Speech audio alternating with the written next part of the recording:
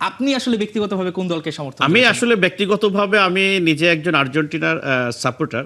কারণ আমার যেটা মনে পড়ে আর কি, শৈশব থেকে আসলে আমি গ্রামে বড় হয়েছি আর কি, 90-এর দশকের এই বলা যায় আর কি। তো সেই সময় আমাদের গ্রামে কিন্তু আসলে এখন বিদ্যুৎ ছিল না আর কি। তখন হচ্ছে যে ব্যাটারি চালিত একটা যুগ ছিল আর কি। তখন থেকেই আমাদের এলাকায় বলা, যখন এলাকা এলাকায় টেলিভিশন থাকতো আর কি, তখন কিন্তু আজকে যেরকম আমাদের ঘরে ঘরে বা আমাদের হাতে স্মার্টফোন এসেছে, তখন ওই যুগগুলো ছিল না আসলে। তা আমার কাছে মনে হলো ওই সময়গুলো আসলে সোনালি একটা যুগ ছিল আর কি। আর সেই সময় থেকেই আমরা আসলে আর্জেন্টিনার ফ্যান বেজে কাজ করছে। তখন আমরা পতাকা নিয়ে এলাকা এলাকায় ঘোরাঘুরি করছি, বা টিনের চালের উপর আমরা পতাকা উড়িয়েছি, গাছের ঢালে পতাকা উড়িয়েছি। আর সব থেকে বড় বিষয়, 3-4টে এলাকার মানুষ একসঙ্গে বসে বিটিভিতে সে সময় আমরা খেলা উপভোগ করেছি।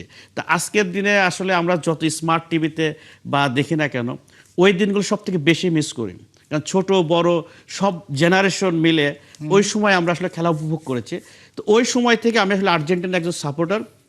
এটা হচ্ছে আমার ভালো লাগা বা ভালোবাসা একটা এবং সেখান থেকে অন্যরকম একটা যদি জায়গা। বলি যে মেসির জন্য জার্সি তৈরি করা, এবং নিঃসন্দেহে ওয়েট করবেন যে আরেকটা স্টার যুক্ত হবে এবং সেই জার্সিটা গর্বের সঙ্গে নিশ্চয়ই সেল করবেন। না, এটা অবশ্যই আশাবাদী। গত বছর যেহেতু ওয়ার্ল্ড কাপ পেয়েছে, এবারও আমরা আশাবাদী মেসি যেন এবার শেষ বিশ্বকাপে ওনার হাত দিয়ে যেন সে বিশ্বকাপের ট্রফিটি যেন উনি পায়, এটা আমরা সবসময় আশা করি আর কি।